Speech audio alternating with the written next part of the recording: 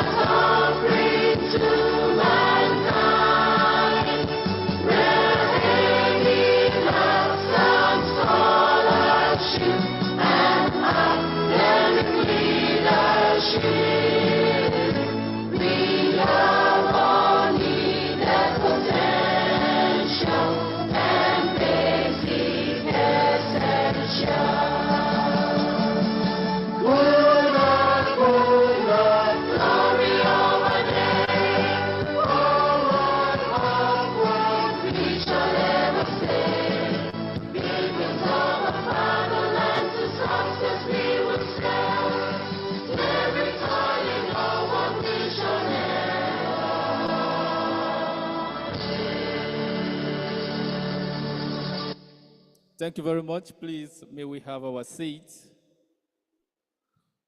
Once again, we want to welcome every one of us to the 97th Inaugural Lecture of the Federal University of Agriculture, Abeokuta. And without wasting time, permit me to quickly introduce members of the procession on the high table. And first of all, we have our amiable Vice Chancellor, Professor Olushola Babatunde Kehinde, FGSN, FIHS, FASN. You're welcome, sir. And next to him, we have Professor Olukayode Akiyemi, the Deputy Vice Chancellor, Academic. You're welcome, sir. We also have on the other side, the Deputy Vice Chancellor, Development. We welcome Professor Kola Adebayo. You're welcome, sir. The Registrar of the University is on seat. Please permit me to welcome Dr. Titus Adeniyi. You're welcome, sir. And the University Bossa, Mr. Olukayode Oshinuga. You're welcome, sir. University Librarian is also on seat, Professor Abayomi Owolabi. You're welcome, sir. We have the Chairman, Committees of Deans and Directors of the University seated, Professor Taufik Adio Akiwale. You're welcome, sir. The Dean of the Inaugural Lecturer is on seat also. Please, let's welcome the Dean, College of Agricultural Management and Rural Development, Professor Emmanuel Fakoya. You're welcome, sir. And the Inaugural Lecturer's Head of Department is also seated. The HOD, Agricultural Economics and Farm Management, Professor Rahman Akitayo Sanusi. You're welcome, sir. We all know that agriculture is a critical sector of achieving inclusive green growth and sustainable development in a distressed economy. It is also a vital sector that plays a crucial role in driving economic growth, reducing poverty and promoting environmental sustainability. Today, dwelling on the title, Agriculture and Inclusive Green Growth Strategy in a Distressed Economy, a Giant Leap for Sustainable Development.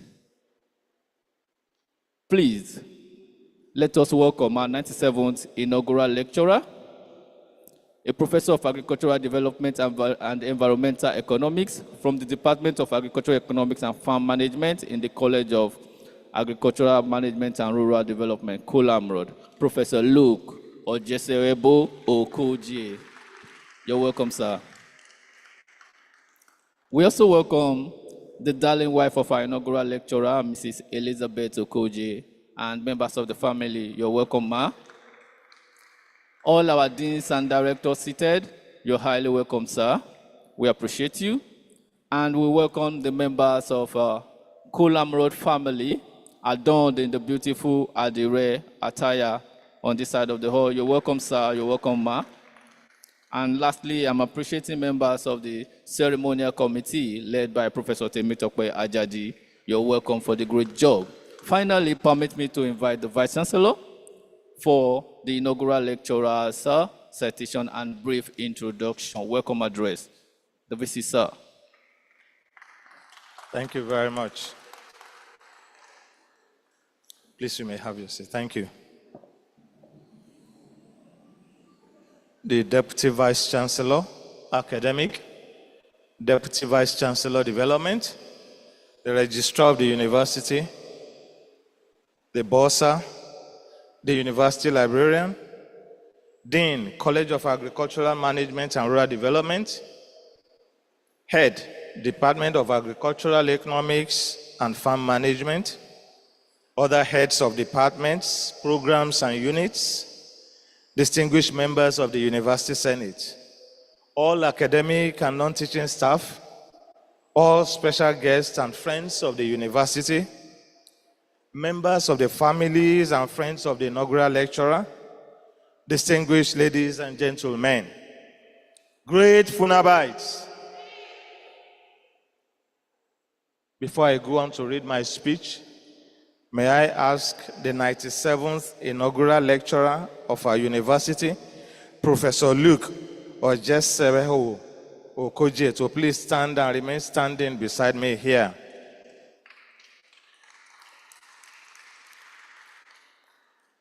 It is my pleasure to welcome you all to the 97th edition of the inaugural lecture series of the Federal University of Agriculture, Abeokuta, Funaab, Ogun State, Nigeria. The inaugural lecturer of today, Professor Luke Ojeserebo Okoje, was born on Sunday, June 26, 1955, at his hometown, Uromi, Edo State in Nigeria. His education.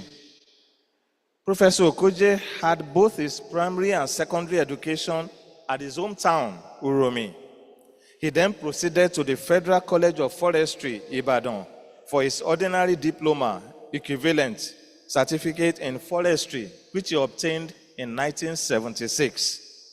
He had his Bachelor of Science Agricultural Economics in 1984 from the University of Ibadan, and later obtained a postgraduate diploma in Forest Survey from International Institute of Aerospace Survey and Earth Sciences in Enschede, the Netherlands in 1989.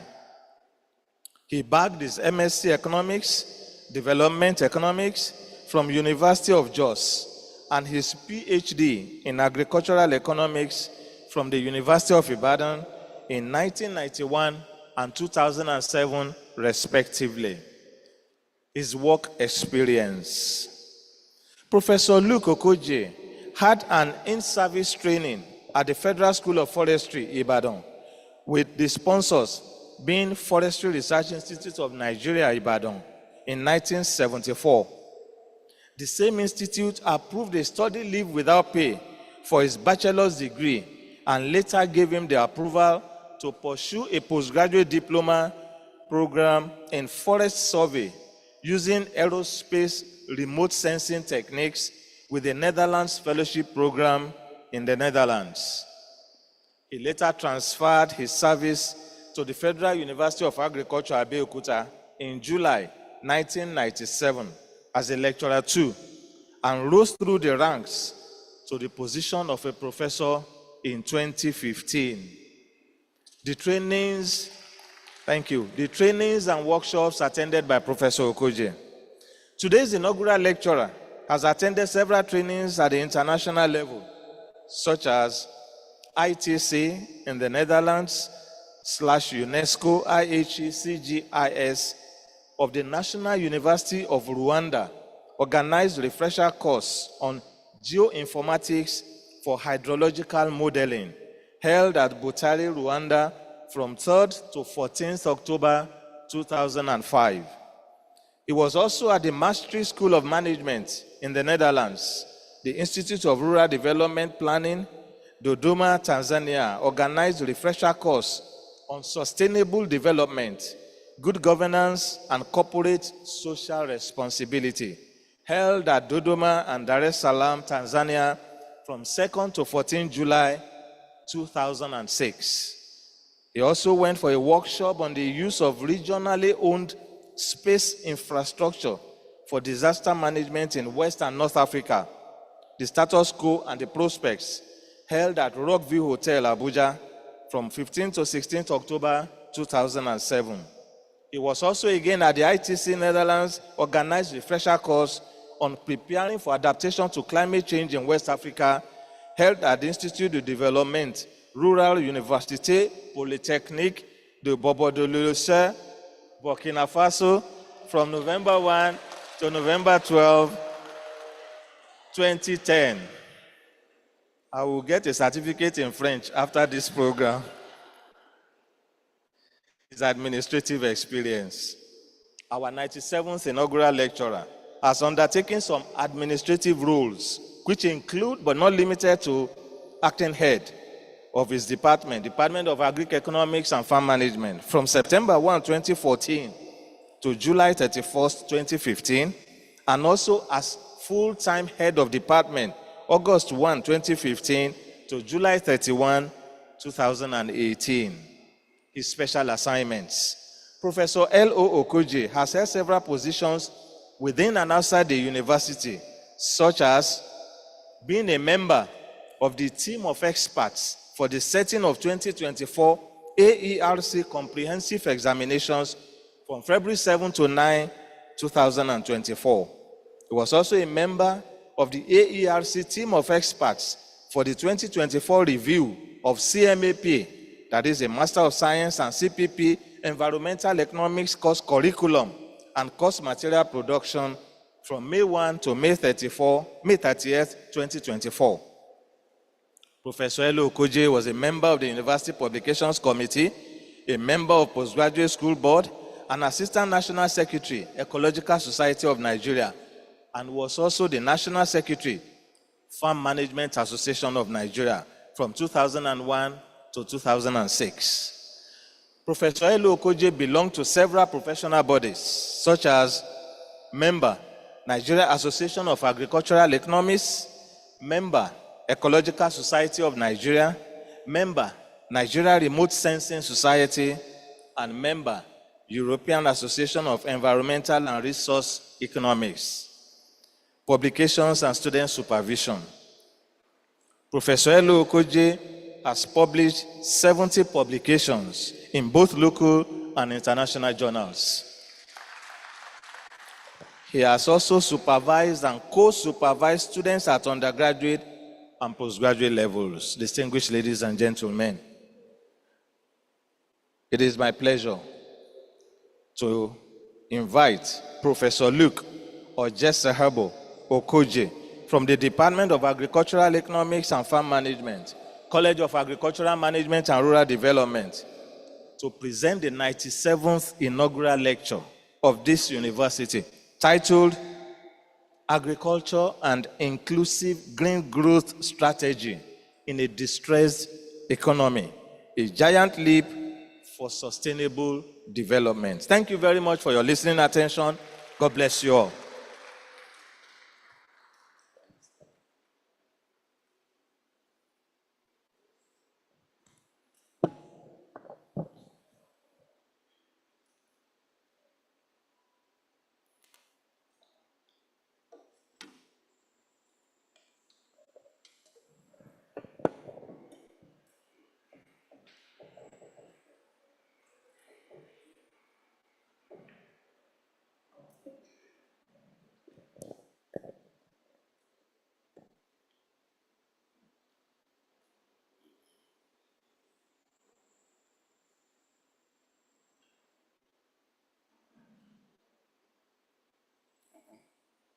Small.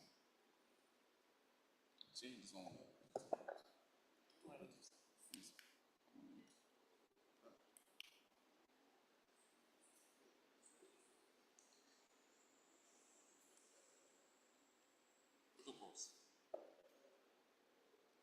The Vice Chancellor, Deputy Vice Chancellor Academic, Deputy Vice Chancellor Development, the Registrar, the Bursar, the University Librarian, Dean, College of Agricultural Management and Rural Development, Deans of other colleges, Student Affairs, and Postgraduate School, Directorate of Institutes and Academic Centers, Head, Department of Agricultural Economics and Farm Management, other heads of department, members of the University Senate, distinguished academic and professional colleagues, all non-teaching staff, all special guests and friends of the university, members of my immediate and extended family, gentlemen of the press, ladies and gentlemen, great Funabites.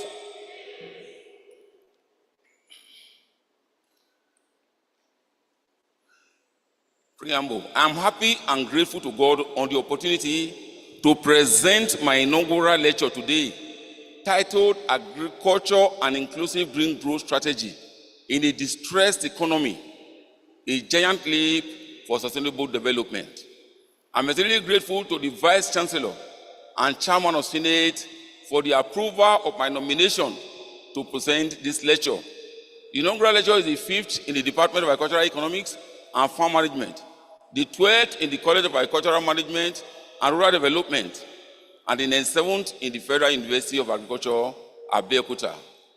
The main thrust of development has always been on industrial growth model that emphasizes the economic and social aspects and relegates the environmental component to the background.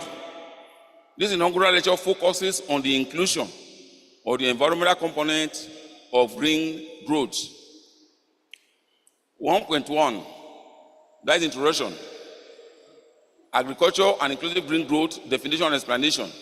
The lecture focuses on fostering economic growth and development in agriculture while ensuring that inclusive natural assets that contribute major inputs to the process are managed in such a way that they can continue to provide the resources and ecosystem services on which human life existence on Earth depends.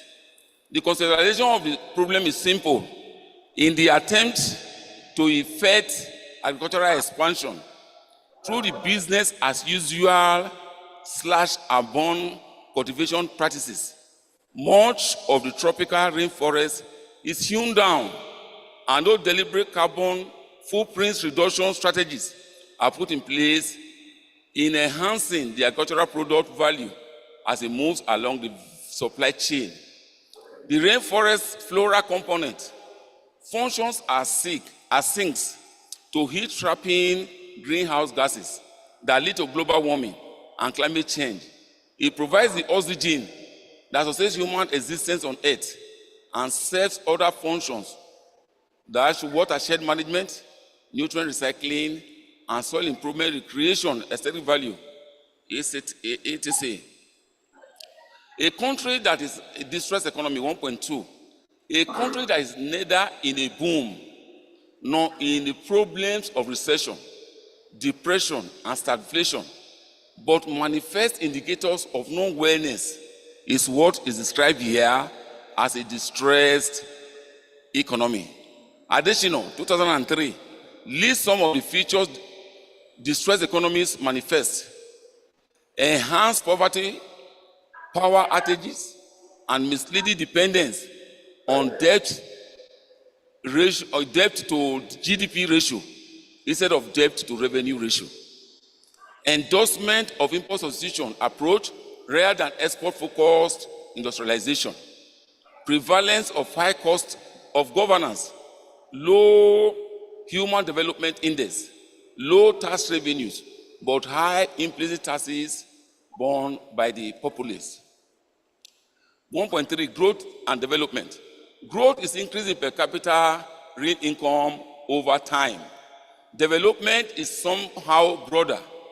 It indicates a situation where the growth in capital income is sustained, and moreover, the impact of that growth in the income is shown in structural changes like infrastructure and institutionalization of the growth process.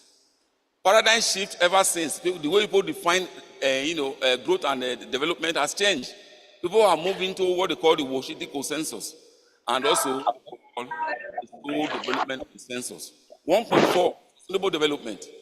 The World Commission on Environment and Development, 1987, gives the definition of sustainable development as meeting the needs of the present without compromising the ability of the future generations to meet their own needs also.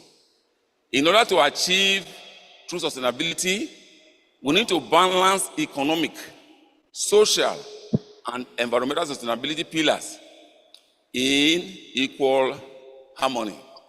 So we have a foundation of environmental value.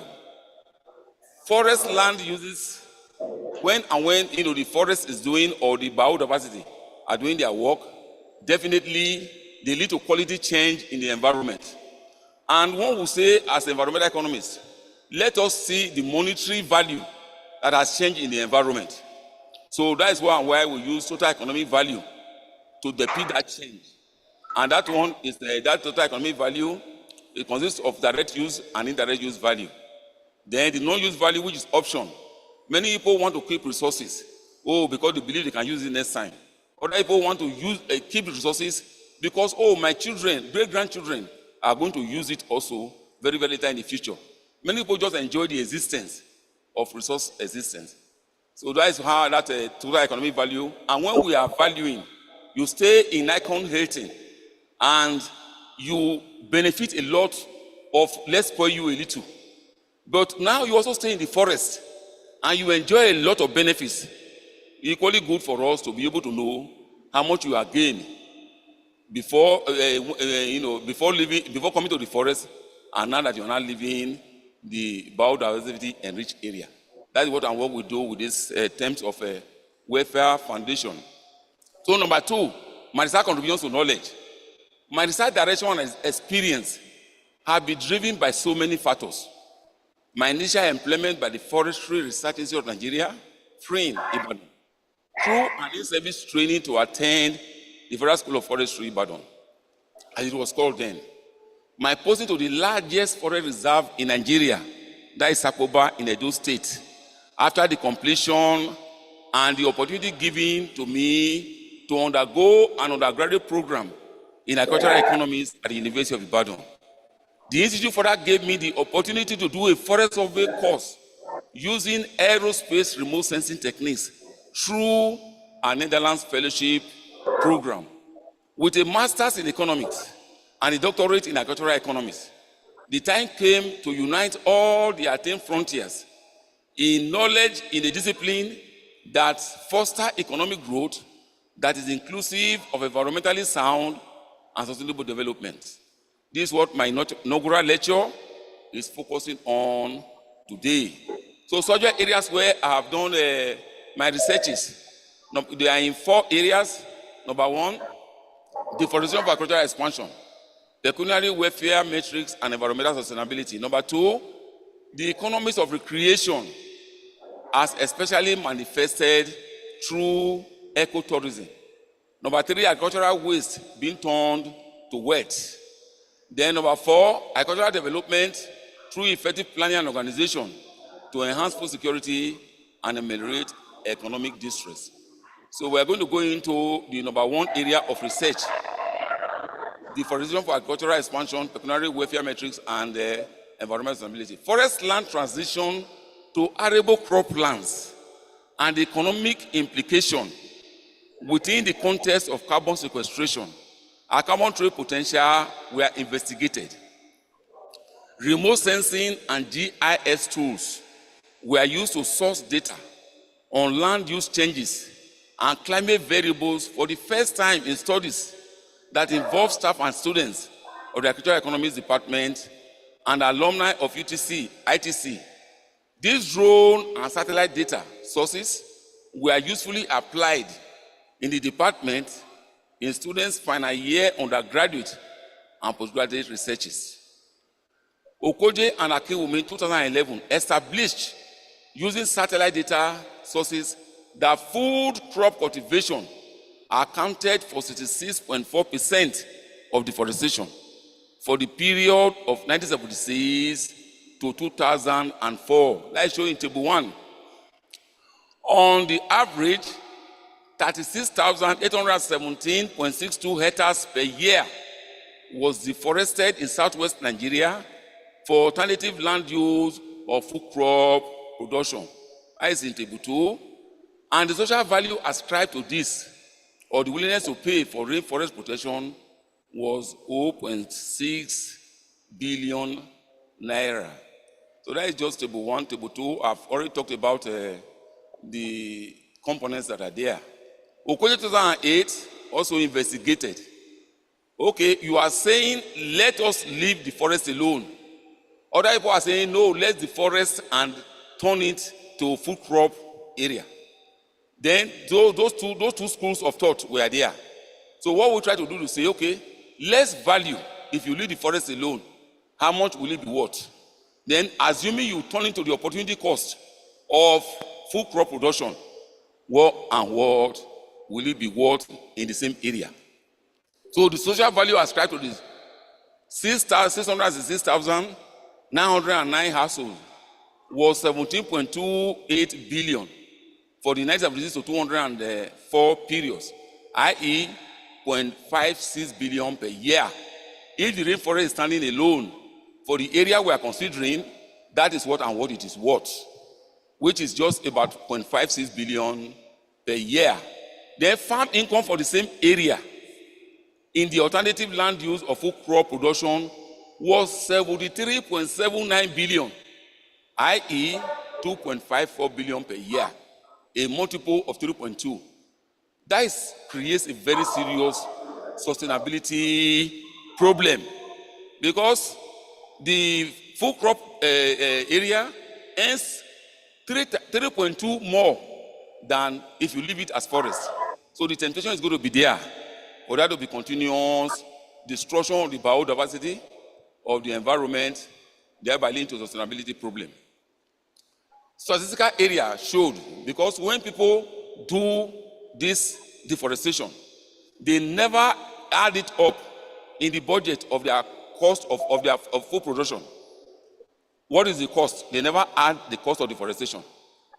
Then we now say, okay, if you add the cost of production of deforestation and you don't add the cost of deforestation, what is the situation? Then we discover that even with cost of deforestation added or not added, there is no significant difference in what and what you get as return. No significant. There is physical difference, but significantly there was no difference. So which means definitely, why leave the forest just like that? One and one we can make more money. And they are deforesting. That means deforestation or business as usual / and burn agriculture will continue for a very, very long time, and that's a sustainability problem. It was established that when the unstable business as usual approach of / and burn agricultural method was adopted, ecosystem service function delivery was hampered. This aroused the thoughts and advocacy on how best forest land use changes can be countered. The promotion of green growth strategy in agriculture and greening the whole economy was found to be very relevant in promoting growth and enhancing social and environmental stability. Other researches we did in this area, we try to look at the medicinal value of the forest. Forests have been described as God's own pharmacy. You don't have money to go to the chemist. You don't have money to go to pharmacy. But now you can go to the forest freely to be able to get medicaments. So we try to look at if you extinct the forest, what and what have you just lost in terms of medicinal value? Then we also look at forest carbon sequestration, supply functions for African countries, and the community approach. The concept of agroforestry We say forests can stay alone and agri can stay alone. Suppose they stay together. What and what is the economics? We look at it. Then we also look at the very important problem again, which is cement production. If you're going to Lagos, you see a lot of area where they're doing cement production. Thank you very much. So you see a lot of cement production, and farms are all around. Then we look at the impact of the cement dust on the farm. So when we look at the God's own pharmacy, which is the medicinal value of the forest, we saw that 21,819 households around Arangaga Forest Reserve, what they are able to extract as medicinal value was worth 235,623,960 naira per year. So if you go ahead and go on the forest and bring to extinction Arangaga Forest Reserve, that is what we'll be losing from medicinal value alone. This amount is what the household in the environment of Arangaga stood to lose. The cost of carbon sequestration in Nigeria from Adetoye et al. 2018 was found to have a very low estimate of $6.2 per ton per hectare, as compared to the $14 per ton per hectare average in majority of selected African countries. As a matter of fact, this cost of carbon sequestration, why it is just only 6.82 in Nigeria per ton. In some African countries like Botswana, it was $16.75 per ton per hectare. And the Congo DRC, it was $16.77 per ton per hectare. So which means it is very cheaper to be able to do carbon sequestration in Nigeria. Then when we look at the overall marginal cost, which is the cost per unit land area required to drive land back, what does it cost per unit land area to drive land back to carbon sequestration? We also saw that it was just $7 in Nigeria, whereas it was $13.30 per ton per hectare average for Africa. So which means Nigeria was far, far below the average in Africa. It was $8 and $9 for Mali and Chad, respectively, showing that Nigeria had very great prospects for carbon trade or forest-based carbon sequestration destination for industrial countries of the world. The main agricultural output, we look now, let us not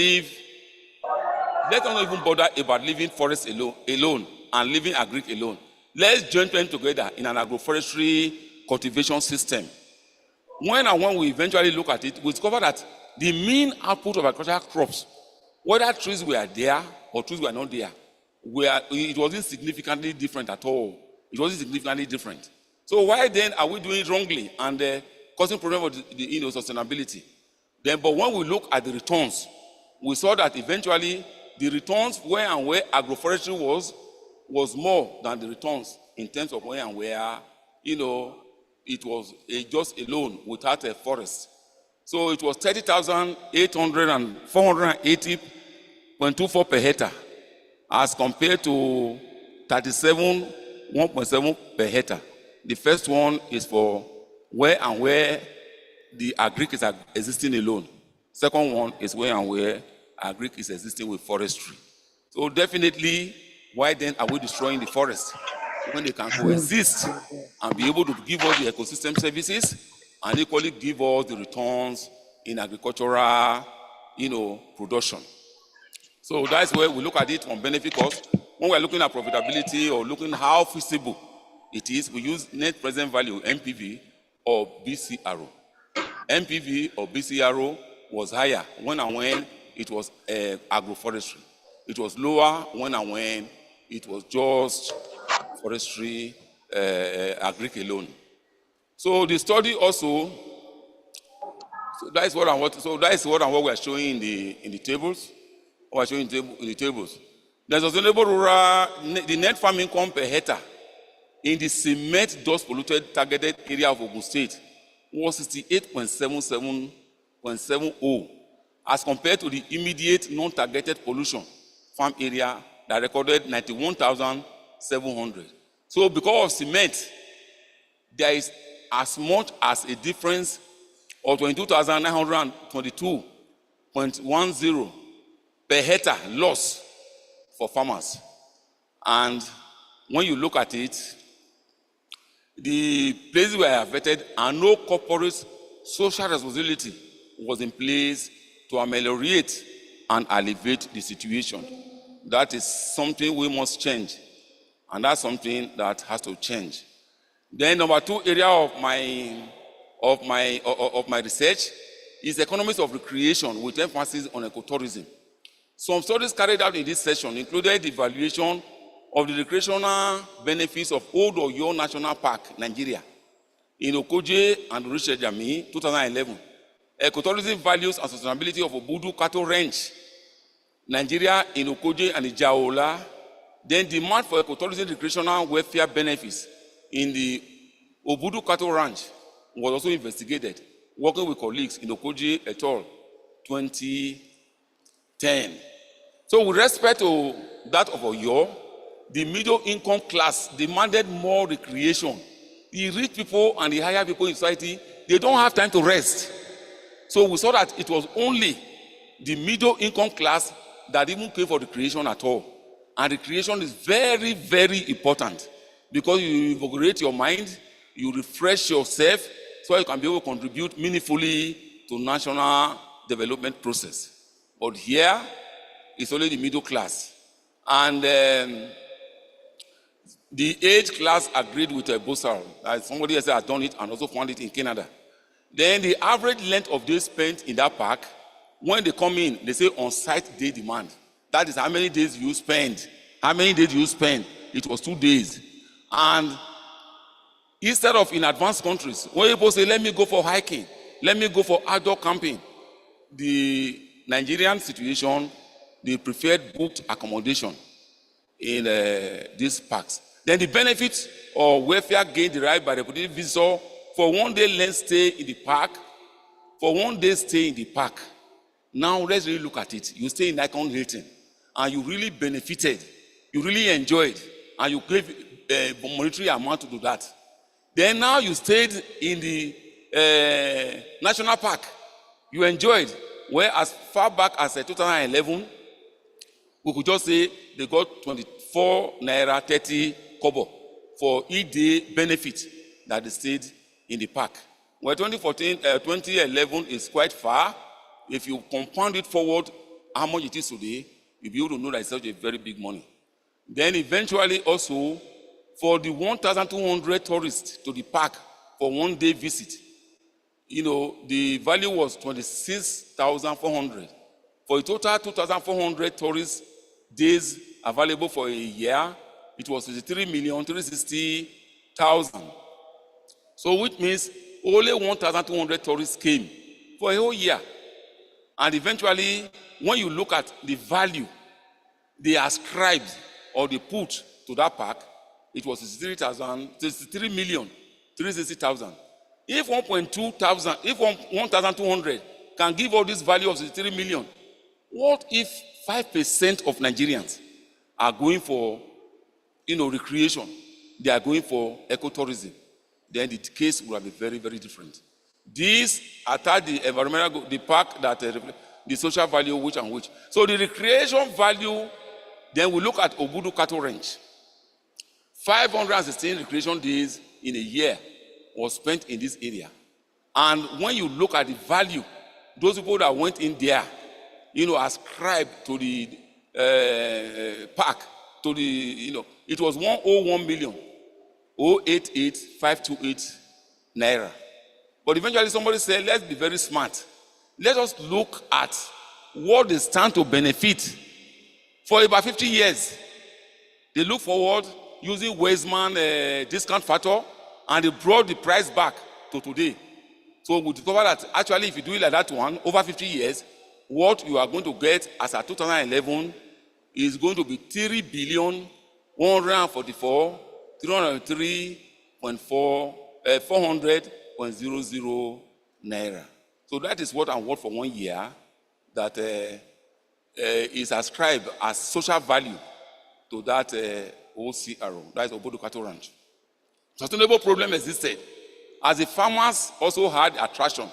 Now, farms nearby the OCRO, they too are looking at OCRO. They are making more money, and they are looking at why are these people keeping these forests just like that. So the tendency to be able to encroach and cause sustainability problem exists day in, day out in that place. And it has to be solved. And the only way to solve it is going green growth, which is the environmental component of development planning. So on their side demand for this OCRO, Obudu Cattle Ranch, was 3 days. Why it was 2 days for Oyo National Park, at least people stay 3 days mean in Obudu Cattle Ranch. One thing we saw too that was the price elasticity. The price elasticity was 18.44, which was greater than 1. So this implied that the demand for 1 day site recreation in this ranch was elastic, meaning a managerial manipulation of downward percentage fall. If you fall the cost in price, the roads are good, then more people will come to the park. That's what that one is telling us. So in effect, implied revenues could be increased also when you are able to effect changes in the cost of reaching there, because the cost has always been the very bad road and the very bad vehicles that are on that road. So when we look at it again, we look at the income elasticity. It was 3.02. That is more than 1. And when it's more than 1, it implies the recreation in Obudu Cattle Ranch was a luxurious environmental commodity that could only be afforded by few people, justifying the low tourist recorded and the luxurious social price attached. So why should we want to rest? And because it's a luxurious item, then you can't be able to reach there. The government has to do something about that, so that at least. So eventually, it was the third area of research, which is waste management and land cleanup through decarbonization. Studies conducted here included the evaluation of fortified cassava peels for goat feeding in southwest Nigeria, the profitability and marketing potential of cassava peels-based products for goat feed. With evaluation, the goat feeds in the goat fortified feed was extraordinarily economically examined for the prices attached to the produce, and so the social value goat farmers attach to the product. This is a new product being compounded from cassava peels, and we want to see how much would the farmers be willing to pay to be able to put them, so I will know whether to go on and invest. So the economic value, willingness to pay. Goat farmers in southwest Nigeria attached to fortified goat feed was 25 kg bag, was one for 120 sample farmers was 2,080 naira. But when you look at it as a business for the whole Ogun and Osun states for which the work was done, 7.4 million people, it was a 7.2 billion business investment. That is just only for 2 states. You can imagine if about 2, 4, 5, 10 states, imbibe this culture, then it will be a very big business for Nigeria. Economic potential therefore existed for the use of fortified cassava peel goat feed in the study area. The estimated market potential per annum for fortified cassava peels in the study area was 5,883,430.87 naira.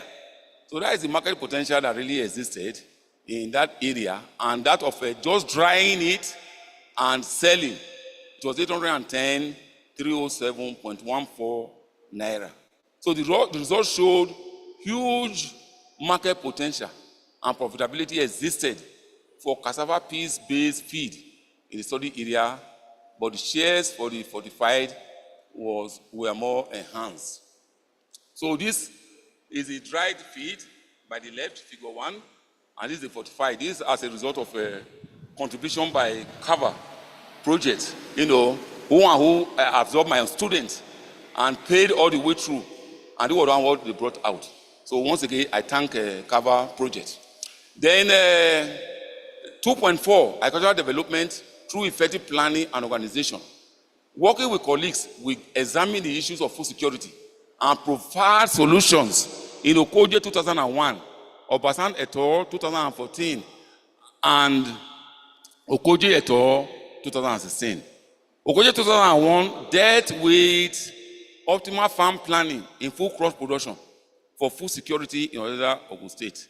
The general objective in this instance was to assess, how allocation of resources could be done optimally for maximum profit to be earned by present peasant farmers, i.e., to bring optimal enterprise mix. So we try to look, how do you join combinations of what to produce? Because you can have about 15, but if you produce your 15, no. What and what will you produce to give you maximum profit? That's what we call optimal mix. So in this sense, we were able to see that maize cassava groundnut, and maize only were what and what when we digitally analyze. We discovered that was what and what we should produce. And for maize cassava, 0.98 hectare. For cassava groundnut, 0.81. And for maize only, 0.79 hectare. So the production of these enterprises will fetch a farmer per hectare per year 53,723.24 for an average farmer in a farming season.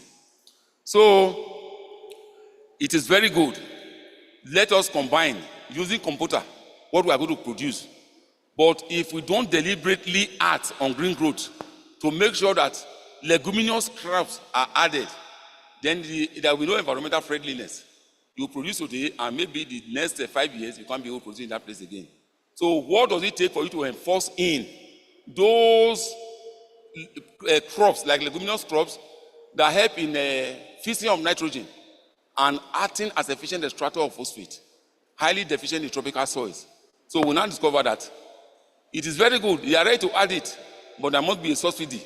The subsidy must be at least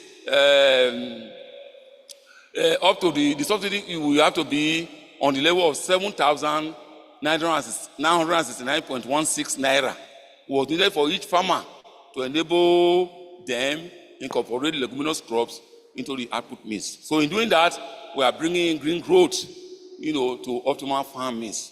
So this was important because of the ability of such leguminous crops in fixing, like I said before, nitrogen and phosphate, which are very, very, very rare things in tropical Africa. So another work we did also, we examined the assessment of the food security situation and food consumption pattern in rural households in Ogun State. The result of rural household consumption reveals that much of the people are just only consuming carbohydrates. Gari in the morning, it may be akpu in the evening, and eba in the night. That is not good for the body. So based on the recommended daily calorie intake, that was what we saw, that out of about the 2,447 kilocal, 59.6, approximately 60% of the rural households were food insecure, while 40.4, approximately 40, were food secure. We colleagues in Obasan and this. What we discovered also in this one, we use a 7-day memory recall. What did you eat? Then eventually we discovered told that much of the food he ate, mostly carbohydrate. Items in the pulses, milk, vegetable, food crops, very, very low. And that's not too good. And that creates a serious problem, sustainability in human existence, which eventually also green growth can be able to solve. So in terms of food insecurity, according to the agricultural zone of Ogun State, Ikene was most food secure, followed by Ilaro, followed by Bekuta. Ijebu-Ode was the least food secured. And so definitely they will want a situation will be required where maybe they have to involve in green growth to be able to improve their soils and be able to produce more, to be able to meet the needs of the people. Then we look at infrastructure. How does infrastructure existence affect food security. Then eventually we say this infrastructure-rich area, that is infrastructurally deficient area. We discover that in the infrastructurally rich area, definitely you look at all the indicators of profitability, profit and profitability, it was highest in those areas. Then this implies that farmers in the infrastructure developed area perform better in terms of gross margin and earn more hectare of land cultivated than their counterparts in less developed area. The reason for the variation could be attributed to the lower cost of access to infrastructural facilities as a when due as against their counterpart in the less developed area. Then 2004 was carried out with some colleagues. We look at the only one animal experiment we really did when reported here. We look at the economics of rabbit production, then adopted on-farm research approach. All along in our discipline, we use survey data. But this time we say, let us also do the experiment and see what data we can accumulate. And what we are particular was, is it because there is protein deficiency? FAO had reported that of the 44 grams available supply per caput, only 2% was of protein origin. How come out of 44 you get only 2 as protein? That is a very serious problem. And so we looked at it, and we look at what animal can easily give us that analysis. Then we look at it from the angle of least fat, land space that is available for housing to do the experiment, and other indicators, and we discovered that actually rabbit was the best animal we could use. Then when we look at it, we saw a net income, positive net income of 16,662.80 per year was recorded, showing the business was profitable. The business was found to be very efficient, as it recorded a return to investment of 1.52. For every $1 you spent in investment, there was 1.52 recorded as profit. The implication here is profitability is guaranteed in the business of rabbit production for enhanced rural development. Better results were obtained from the technical data. When we look at on-farm data and survey, we discover that the on-farm data was a very, very, very better data to use. And why? Because when you ask farmers, what are you spending in cost? They will increase it for you. What are you earning in revenue? They will reduce it for you. And they use family labor sometimes. Those family labor were never computed in the cost of production. So that is my research work. So let's talk about number 3, which is human resource development. All my working life this far, I have served in the human capital development sector. First in FRIN and now in the university. I have successfully supervised as a major supervisor 5 PhD students, and as a co-supervisor 11 others. I have in addition successfully supervised as a major supervisor 16 master students, and as a co-supervisor 16 others. 3 are still in training. My collaboration and linkages with other agencies through the in-service training, short-term fellowships, and invitations as visiting professors, lecturer, enhance my capacity in human capacity development. In this direction, I have benefited immensely from the Netherlands Fellowship Program, the first in 1988 to do a program that you had already in the Netherlands with the International Institute for Aerospace Survey and the Earth Sciences, NSCD, and the first 6 given to undergo refresher courses in this discipline. I am glad to say much of the issues under discourse in this lecture today have been largely triggered from the exposure they offered me through practical trainings in different countries. A case in point was when we were domiciled in one of those sessions in Khao Sok National Park in Thailand for 6 weeks. 6 weeks stay in that national park completely changed my orientation. It sensitized and steered my orientation towards green growth strategy and the economies of recreation, which are very emerging areas in environmental economic discipline. That is where many of my postgraduate students, my undergraduate students have done their research work and final research project. So another collaboration and linkage that have been so beneficial in my human capacity development activities and enhancement is that with the multinationally government-supported African Economic Research Consortium based in Nairobi, Kenya. I served, like you heard through the Vice Chancellor, as committee of experts, where only myself, somebody from a professor from Sweden, Ghana, and Ethiopia, we are told to be able to write up the course work and develop course materials from 20 to 2023 in their PhD Environmental Economics program. Also, I participated as a visiting professor.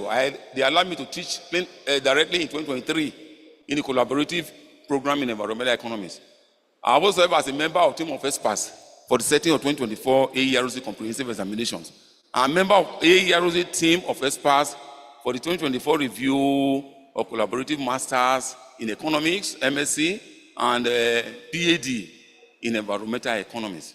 The lessons and experiences gained here have been immense.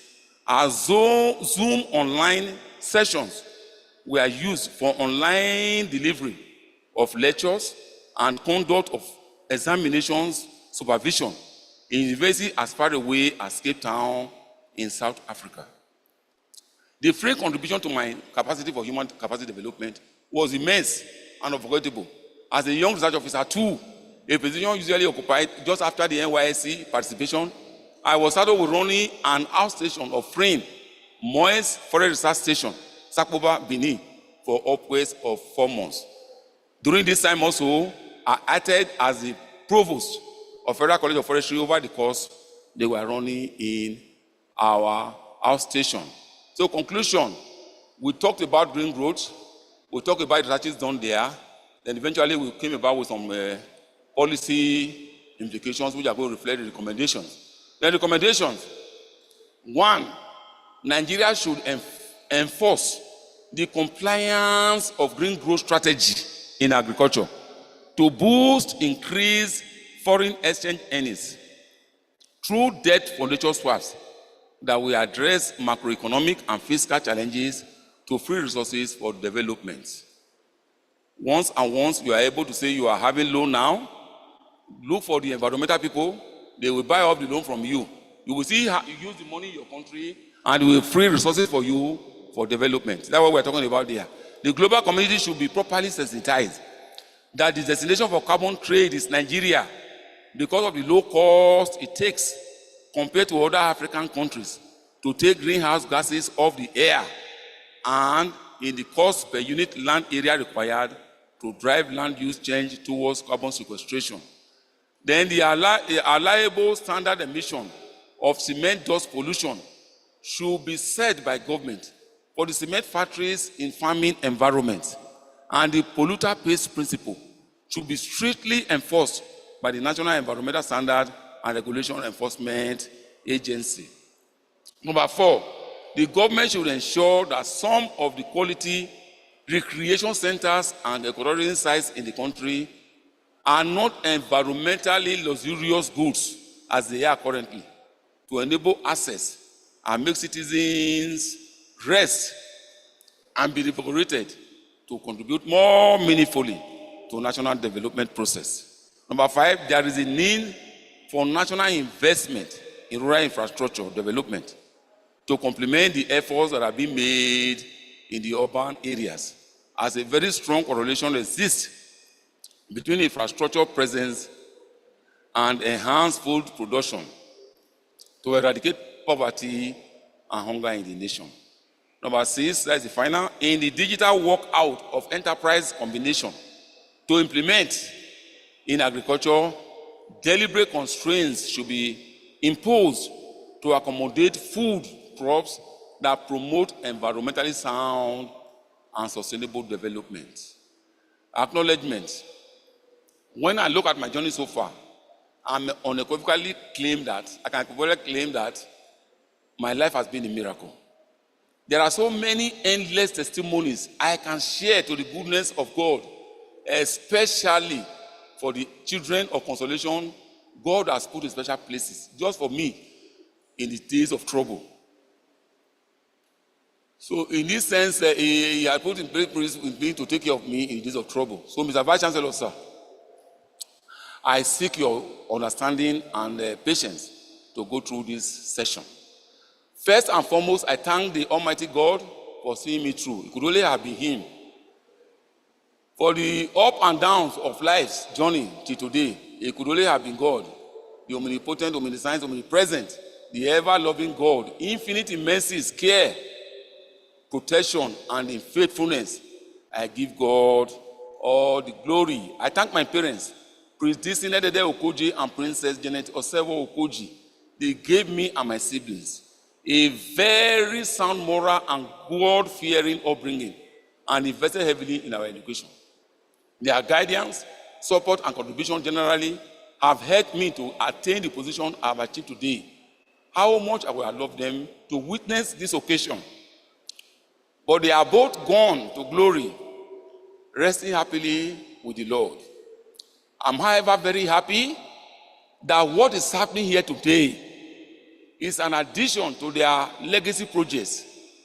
Their little boy has grown up into a man and today has attained full freedom in his chosen career. I wish to thank Emeritus Professor Julius Okoji, who has always stood as a beacon for me to follow in my career development, and for all the numerous beneficial interventions he has made in my life and that of my immediate family. My program gratitude also goes to late Emeritus Professor Israel Adu for the career support and extreme kindness I received on several occasions from him before and on attainment of the position of Vice Chancellor. In this same vein, I owe a debt of gratitude to Professor T.O. Tayo. My proper thanks go to the Professor Babatunde Kehinde, the current Vice Chancellor, for the opportunity to be granted for my inaugural lecture to be presented during his tenure. God, I pray, will continue to give you all it takes from the throne of grace to give the Funaab flag flying in colors and complete your tenure with commendation. I worked as the head of the Department of Agricultural Economics with Professor Bandele Oyewole, Professor Olade Elukweme, and Professor Felix Shalako at the helm of affairs at respective times. I thank these very senior scholars for creating a very conducive environment to making my functions smooth and easy. I especially thank Professor Olade Elukweme for all the support he gave to us when we hosted the National Association of Agricultural Economics Conference. It would have been very difficult to meet the wishes of those people. But no, if not for the intervention of the active Vice Chancellor, all we ask, he met to the best of his ability at such a very turbulent time. In my sojourn in the university system and other tertiary institutions, local and international, I have met many great minds, teachers, resource persons, and mentors, and I wish to acknowledge them for positively impacting me immensely. Among these people is Professor J.A. Akinwumi, former Deputy Vice Chancellor Academic, University of Ibadan, who was my PhD supervisor. In addition, are Professor V.O. Okoruwa and Professor A.O. Oni, members of my supervisory committee. Others from this University of Ibadan are Professor A.O. Falusi, Professor J.K. Olayemi, Professor S.A. Yusuf, Professor M.A.Y. Raji, Professor Taiwo Awoyemi, and others space and time cannot accommodate here. I equally acknowledge the support of the Netherlands government for the numerous study fellowships in different countries to the various coordinators and resource persons in these courses. Professor Klaus Temple, Yusuf Hussein, Guido Hedra, Dr. G. Untalo, Dr. Valentin Topekin, I.R.O. E. Honeyman, I.R.O. Louis Van Leeuwen. I owe a debt of gratitude. My appreciation also goes to the current dean of the Colamro, Professor E.O. Fakoya, for his untiring efforts and contributions in seeing that this inaugural lecture comes on stream successfully. to all the professors in the college, starting from my all the professors, Professor Dikpe Olu, then Adewale Dikpe Olu, Professor Shitu, then all the professors really, they have been so wonderful. I say I appreciate you all. I thank all my colleagues in the EFM department, especially my head of department, Professor Aro A. Sanusi, and my former students who have now turned colleagues from Dr. Akerele down to Samsi and all others. I acknowledge you. I will also forever be grateful to my pastor, Obina Kenjika, and all members of the Deeper Life Christian Ministry in Jos for their spiritual, moral, and financial support at the most critical time of my life. Their intervention gave me the willpower to start a career in the university system that has led me to where I am today. I equally wish to acknowledge my current state overseer, DLCM, Professor Pastor Raymond A.A. Egunjobi, and all levels of church leadership for their continuous spiritual support. I extend appreciation to my in-laws, late Mr. Patrick and Mrs. Hannah Ige, who, against the advice of many of their people on tribal considerations, willingly gave me their daughter in marriage. I also appreciate the prayerful support of my in-laws, Elder Amos and Mrs. Abigail Oyedele, and Pastor Ebenezer and Mrs. Omolara Omidire, that have allowed their beautiful daughters, Dr. Tosin Okoji and Mrs. Tomi Okoji, to be part of my family. I acknowledge with profound love my siblings and other brothers and sisters, too numerous to name here. I also seize this opportunity to acknowledge my 1983 set at the University of Ibadan that are going to give me support today. In 2017, I was honored with the Fellowship of Farman.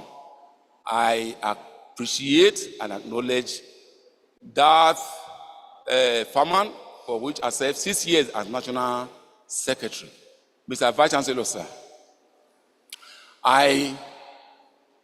ladies and gentlemen, the acknowledgement will be incomplete without reference to my indefatigable wife and jewel of inestimable value, Mrs. Elizabeth Olufumilayo Okoji.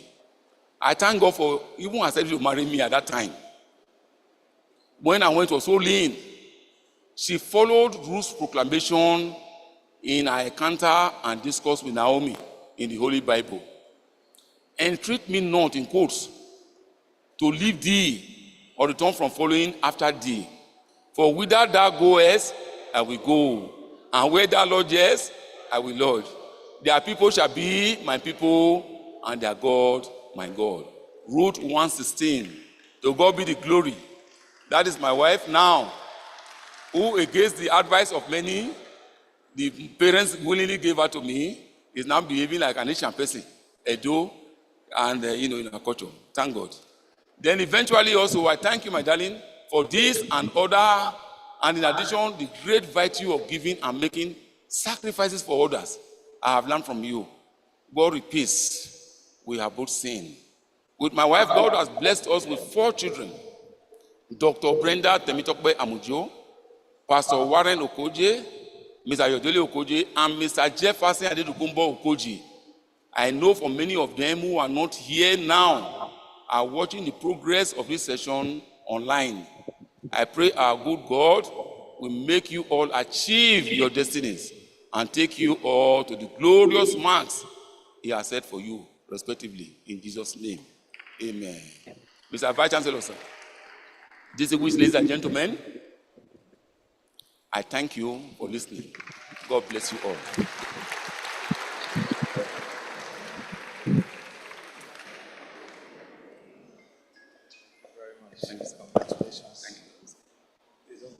Please, you may have your seat. Thank you very much.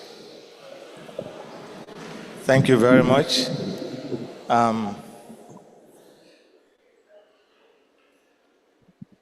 I want to specially appreciate Professor Luke Okoje for the beautiful presentation of the 97th inaugural lecture of this university. Thank you very much, sir. And on behalf of the Senate, staff and students of the Federal University of Agriculture, Abeokuta, I present this award of honor to Professor Luke Ojesehebo Okoje as the 97th inaugural lecturer of the university, dated this day, Wednesday, 8th January, year 2025. Congratulations and thank you.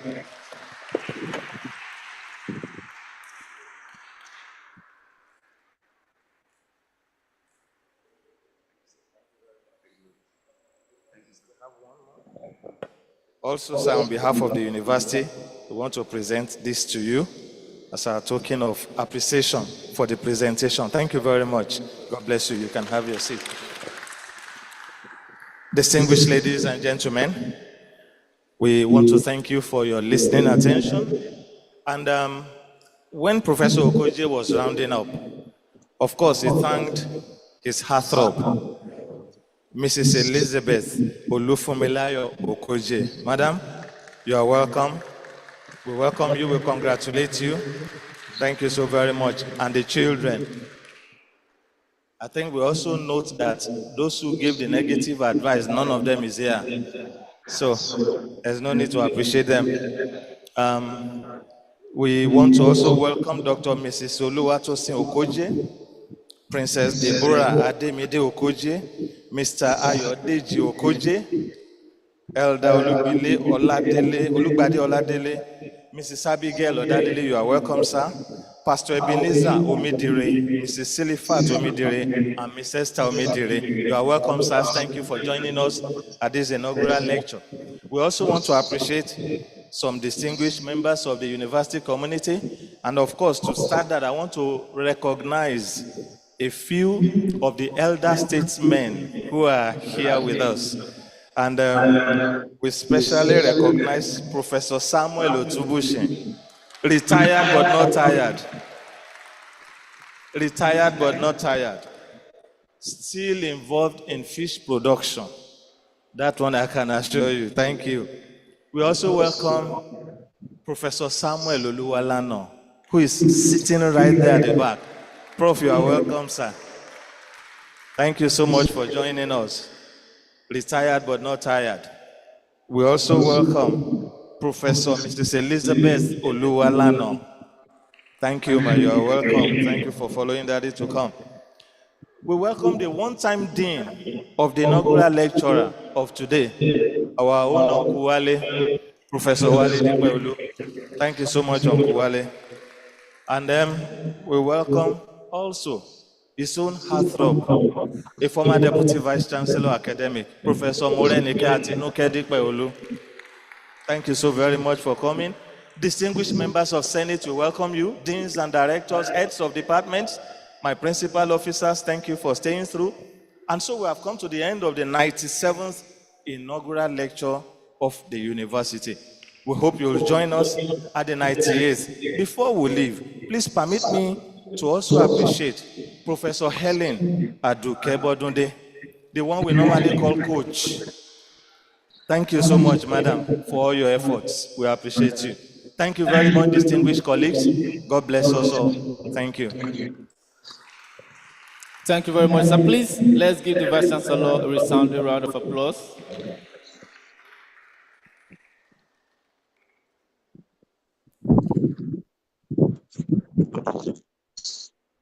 Before we dismiss, a quick information. The procession on the high table will file out through the center aisle. The academic staff, by my right-hand side, exit A. The guests of the inaugural lecturer and the non-teaching staff, by my left-hand side, exit B. And the students are enjoined to remain at the gallery. So to this end, we have come to the end of the 97th inaugural lecture. May we have the anthem in reverse order. Funaab anthem, please.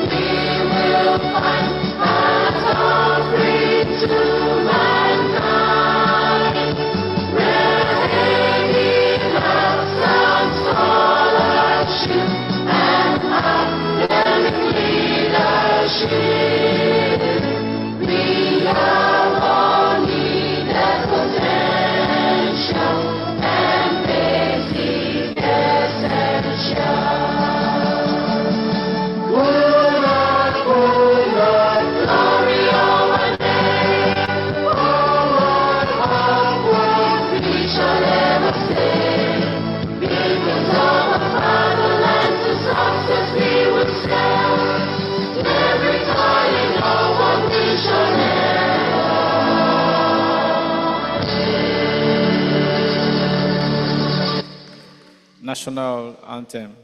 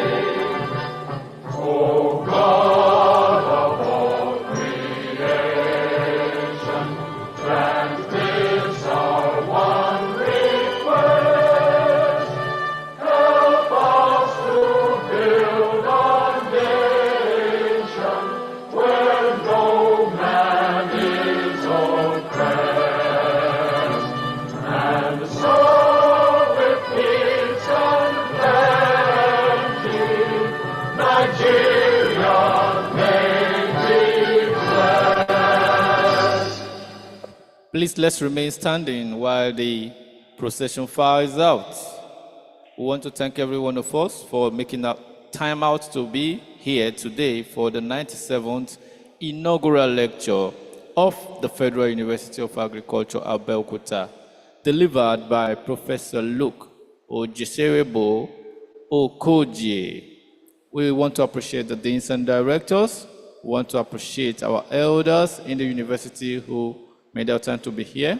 We want to appreciate especially also the ceremonial committee for putting up all the necessary arrangements. We say thank you very much, and we look forward to seeing you soon, as this hall will be hosting the 32nd convocation ceremony in few days to come. So we expect to have you as our guest in the university at that occasion.